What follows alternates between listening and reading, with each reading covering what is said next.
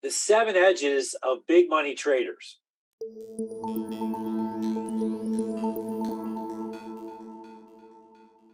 Now, this is a workshop that I partnered with Dr. Van Tharp a couple years ago to teach students about how big money traders, how the biggest traders in the market across all asset classes, what were some of the characteristics of their success? What was some of the characteristics of how they traded?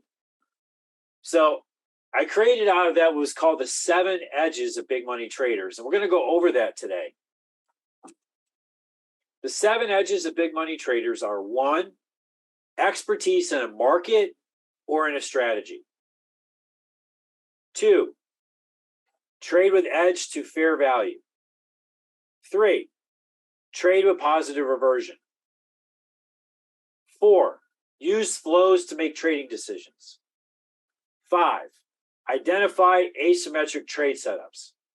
6, manage risk through spreads and relative value. 7, use instrument selection to choose the optimum strategy to maximize your trade idea. So number 1, expertise in a market or in a strategy. So if I go amongst all my friends who are successful traders, most of them are an expert in a market. There's one market that they know really, really well, that they know everything about, that they know more about than virtually anybody.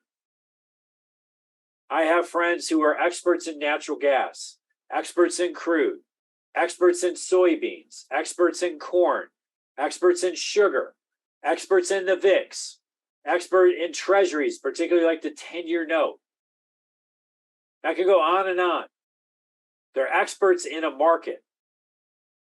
So one of the advantages of being an expert in a market is experts in markets are usually consistently profitable. They make money virtually every year. The drawback to it is they have high variability in their profits. They kind of have a baseline that if the market's normal or quiet, they'll make a certain amount of money. But if the market's busy, their P&L will explode. It's not uncommon for somebody, let's say, to make $1 million a year in a normal year, to make 10 million in a busy year. That happens. Okay. But if that trader goes out and tries to make $10 million every year in that market, he won't make it because the market conditions are not there. So he'll make money all the time, but his variability will be all over the place. Then there are traders who are experts in a strategy. So they have a strategy, they have a pattern, they have a method, and they port that to different markets that are meeting the criteria of their strategy.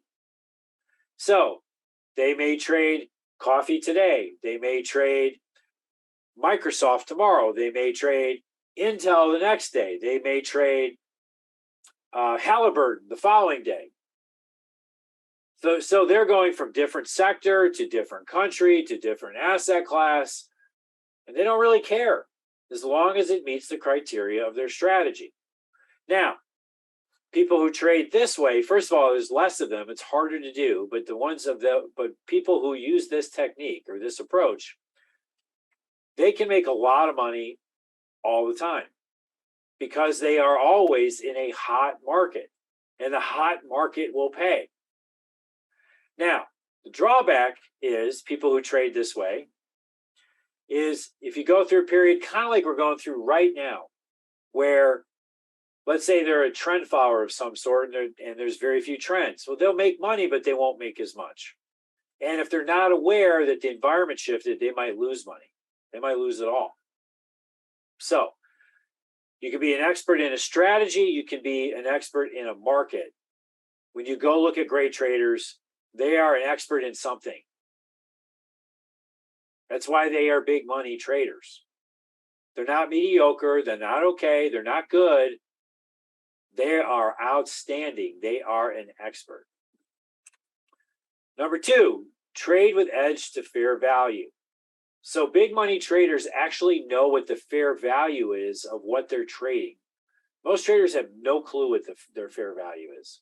But really good traders have a sense of what the fair value is, and they work to buy under fair value and they work to sell over fair value, getting an edge every time they make a trade. And they understand that with fair value, that fair value can be stable, where it doesn't move very much, and prices oscillate around that fair value, or fair value can move, or what we call migrate. And when fair value migrates, then you'll know that it's migrating and you'll pay higher than you would have today, but you'll still buy under what fair value is, or you'll sell over it. And they know what migrating fair value means for the market. So they have a strong understanding of what fair value means. 3, they trade with positive reversion. This means that they buy low and sell high. It's similar to 2, but it's a little different. They're buying low and they're selling high. They're always trading at the lowest costs, the lowest interest rates, and the lowest amount of slippage. So the average trader has no concept about this. So they're buying high, entering on a stop, and then they have a trailing stop. So when you exit on a stop, you're selling low. You're selling the bid. You're selling the lowest price at that time. So if you have a system that buys on a breakout and sells on a trailing stop, you have negative reversion. And this adds up. I did a Facebook Live on this week. It's not uncommon for this to cost you 2R per trade. 1R getting in, 1R getting out. So imagine if you're behind 2R in every trade. That means you have to make 2R just to get back to break even. Well, of course, it's going to be really hard to trade and make money. But when you look at big money traders, they buy the bid, they sell the offer. They're picking up 2R. While you're paying it, they're picking that up. Imagine how much better you would trade if you got a 2R credit from the beginning every time you traded. That would make your path much easier. So, edge number 4. Using flows to make trading decisions. When you go look at bank traders or you go look at algos, they seem like there's superhuman intelligence, these superhuman programs. People think that bank traders or hedge fund managers or prop traders, that they are brilliant, and they are, but there's something else that's really going on, and that is that they see flow. They know the order flow coming into a market. If you knew somebody was going to buy 50,000 S&Ps in the next 10 minutes, it wouldn't be that hard to make money. You could buy now, let them buy their 50,000, and then slowly sell it to them. You'd make money. Because all you had to know is somebody had to buy 50,000. This is what buying flow is. Flow is being able to see the orders coming into the market and being able to trade ahead of them or alongside them in correlated products. So many big money traders just have order flow. That's why firms pay millions, if not billions of dollars for the rights to order flow. A firm like Citadel Securities, they pay billions of dollars for order flow because they monetize it and they make billions off of it. It's a huge edge. It is the primary edge. It is the most desired edge for anybody in the bank or prop space.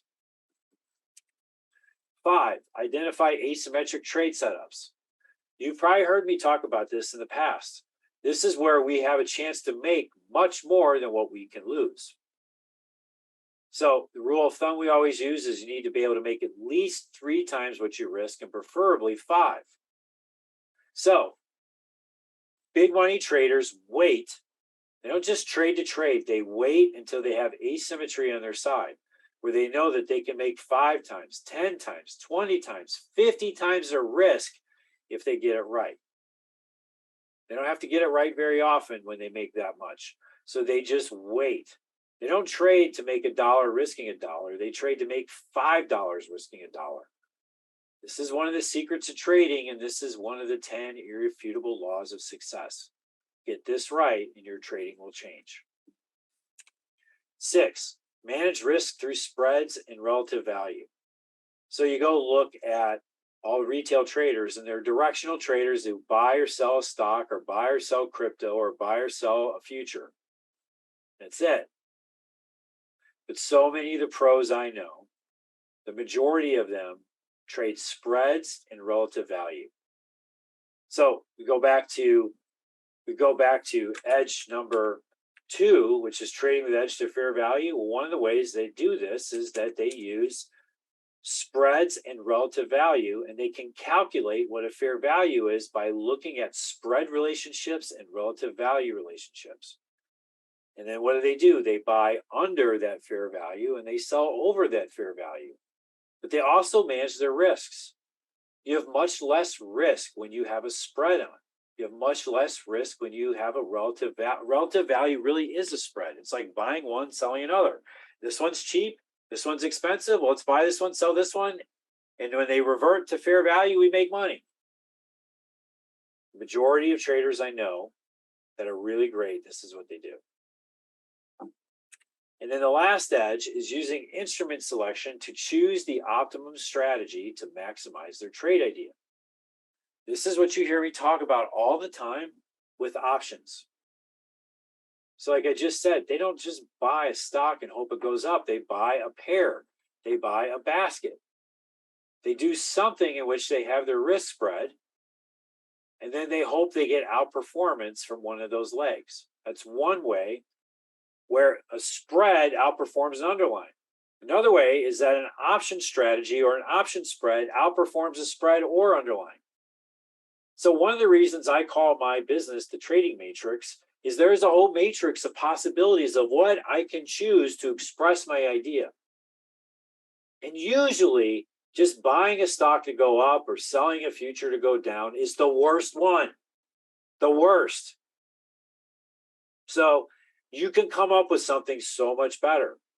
And when you look at big money traders, they're looking at this matrix and they're choosing the optimum strategy.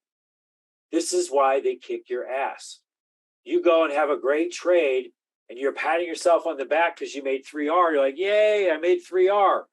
And they're sitting over there having made 12R on the same idea that you had on, because they are masters at instrument selection. So these are the 7 edges. If they're new to you, I encourage you to go study these, because there is a ton of edge and wisdom in understanding these edges. So I'll see you next Tuesday when I come to you with another webinar to continue to show you different ways to trade to take your performance to an elite level. I'll see you next week. Bye.